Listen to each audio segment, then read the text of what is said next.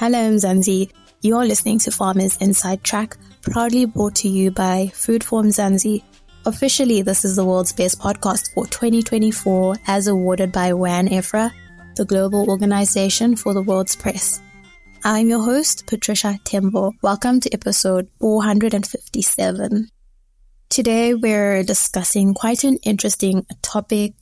We speak to agricultural consultant Ndumiso Gule about the ins and outs of livestock auctions. This episode is set to be informative and practical as we welcome Ndumiso Gule. Hello, Ndumiso Gule. We are so happy to have you back on Farmers Inside Track. It's great to have you back on the podcast. As I've said, you're an agricultural consultant for your own company. So I think we're just very excited to have your insights on the topic for today. Welcome to Farmers Inside Track again. Thank you. It's an honor. The topic is auctioning. And I suppose for many farmers, emerging farmers, it can be a very challenging sort of event to attend, especially if you don't have mentors or someone to necessarily give you the how-to, the know-hows of auctions.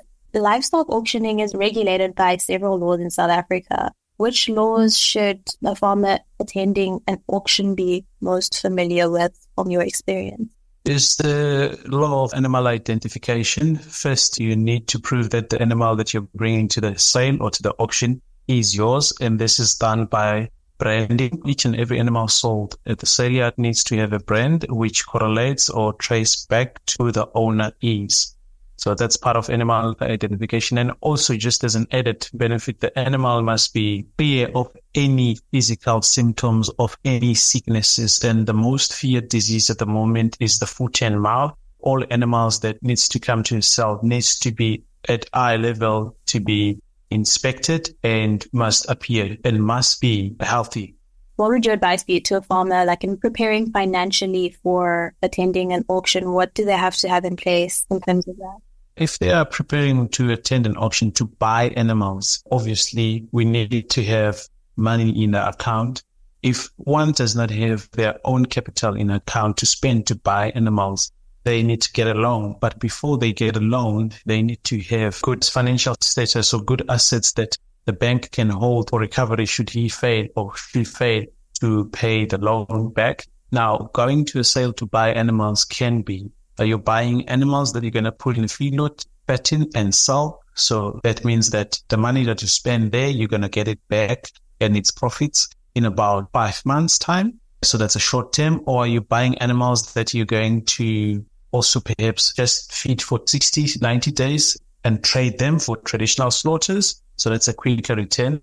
Or are you going to buy animals that are intended for breeding? Now, this is a long-term investment, so where you need to carefully select breeders that breed good, adaptable animals in their environment and in your environment. So meaning that you need to select animals that they've come from an environment similar to yours. So now that is a long-term investment. You buy a heifer, that animal is going to be with you for 10 plus years. You buy a pregnant old cow, that animal is going to be with you for 5, 6 years. You buy a bull, depend on how your management is, that animal is going to be with you for 5, 6 years. We all need money in buying animals, but when a farmer is sending animals to a sale, he needs to join an association, a local livestock owners association. These people will confirm that these animals are indeed his animals before he then brings them to auctioneering companies, which I'm not going to mention here by names, that will then sell the animals on his or her behalf because they have got a big pool of cattle buying agents. You did touch on the importance of identifying the purpose of purchasing an animal at an auction, and the breed selection, as you mentioned, is very important. How do you assess the health and quality of animals in a fast-paced environment such as auction? So for someone that's coming in to buy animals in a weekly auction that is full of mixed breed animals, the first thing you look at on an animal is the skin coat, depending on the time of day as well. If the hair is standing and it's during summer, you'll start having suspicions there. If an animal is looking sick, is hanging its head down and not moving so well, it's got runny tummy, diarrhea and all of that, its rumen or its stomach, it's bigger proportional to other body parts, you try and stay away from such animals. We want healthy animals that when you walk into a pen, they all look at you, they all move with agility, healthy. And the auctioneering companies have got inspectors and agents in place that goes onto the farms, onto these places, and they pass and fail animals that can come to the auction or not.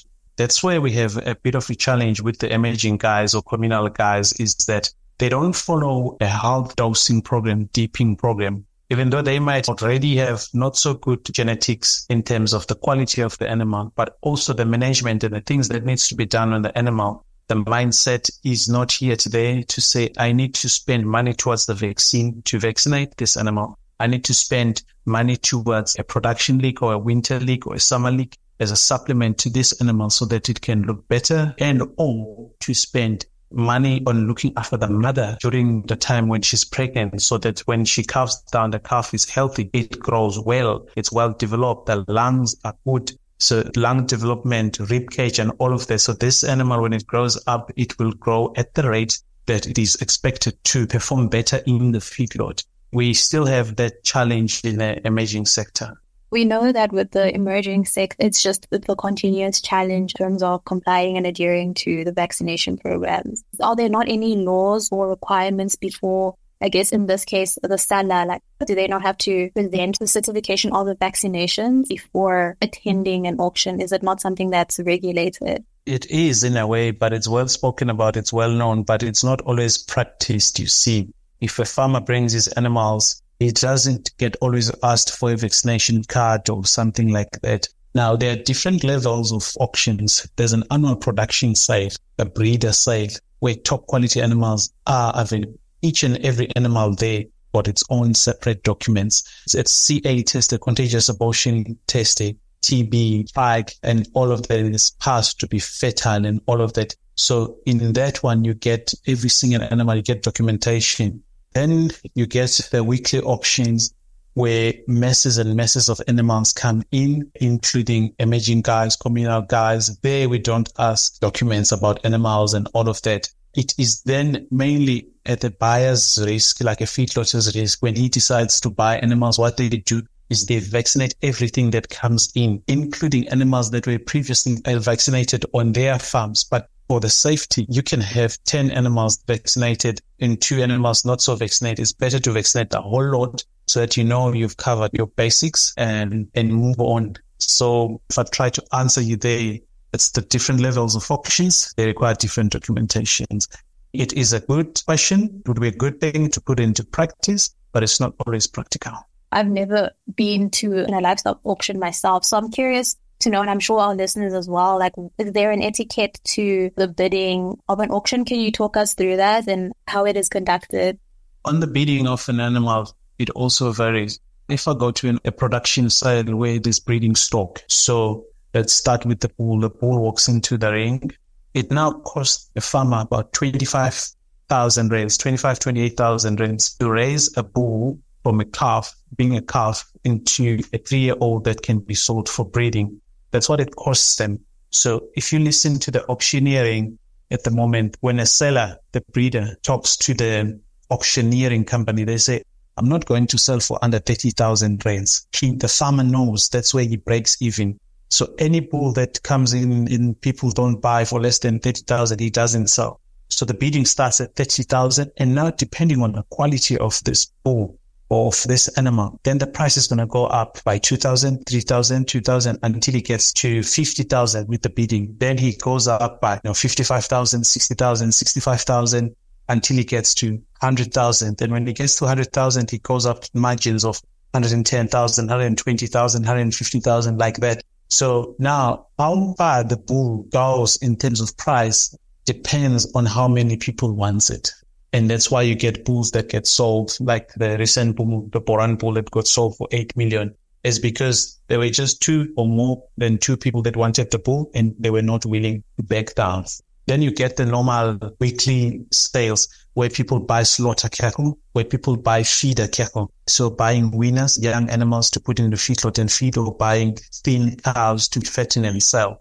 So what they do is before going to a sale, people work out, okay, If I put an animal in a feedlot, it's going to cost me about 13,000 rands, but I can sell it for 14,500. My feed cost is about 4,000 rands. So I cannot pay more than 9,000 rands per calf.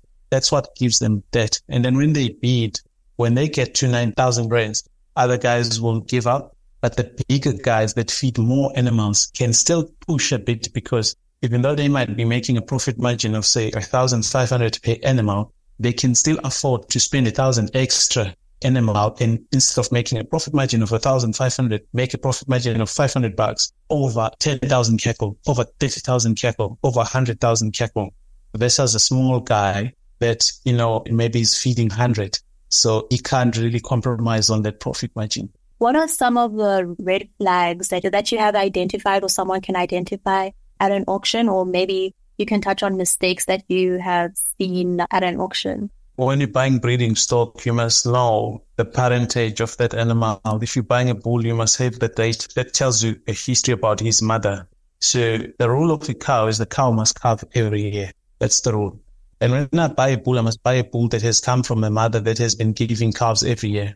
A mistake that you can do when buying bulls at an auction is to chase growth figures or winning weights and say, no, this animal weaned heavier and it grew bigger and all of that. And then you ignore the mother's performance. That's the mistake you can make. Then you'll buy this bull with big winning weights that grows very fast. When you put it in your head, it's going to give you big cows that will be too big. And when we say too big, over 500 kilos, and they then need a lot more nutrition to be kept at a good body condition. So those animals then we classify as high maintenance farms. The cow size that we want is between 450 and 500. That's where we want it to be. They are more efficient. So one can make a mistake there. And then on the feeder stuff, you can make a mistake by buying cheaper calves. If you don't have a trained eye, you would buy cheaper calves or weaners, but then they would perhaps be of a breed that does not perform in the feedlot, or they will show physical signs to say,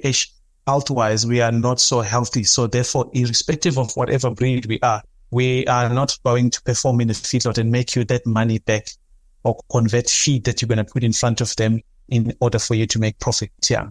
If you can maybe specify a little bit more, what kind of research does a farmer then need to know?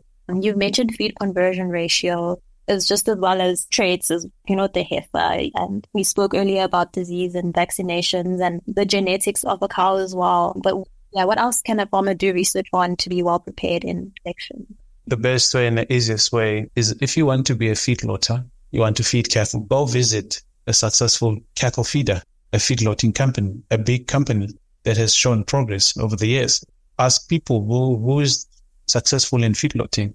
They'll tell you that guy and that guy and that guy. Go visit them. You will learn a lot of shortcuts and tricks from them than you will learn in the book or on the social media or on the internet. If you want to be the best beef master breeder, you must first identify in your province or in your district, in your province. You must ask, who's the best beef master breeder? Then you go and visit that person. Ask yourself, who's the best beef master breeder that is in the same climatic condition or environment where I am? Then go visit that person. They will share with you such valuable information and tricks and tips that will make a difference in your operation or a difference in whatever you are doing. And then obviously there are role players like nutritionists in terms of nutrition, and the vets will give you the best advice on what medication to use and all of that. Basically reaching out to identifying a mentor and speaking to specialists. And how can a farmer listening right now who's looking into expanding or going into cattle farming or breeding, how can they reach you? If you could just share with the audience.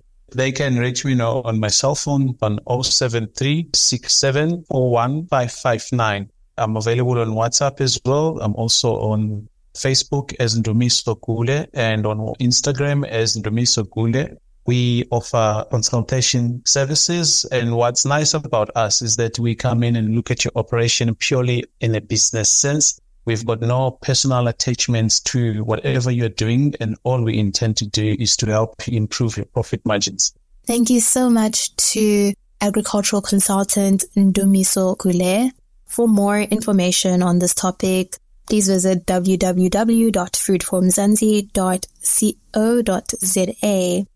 And that brings us to the end of this episode. Remember to subscribe to our podcast on your favorite platforms. From me, Trisha Tembo, our technical producer, Megan van der Vent, and the rest of #Team Food Forum Mzansi. Thank you for listening.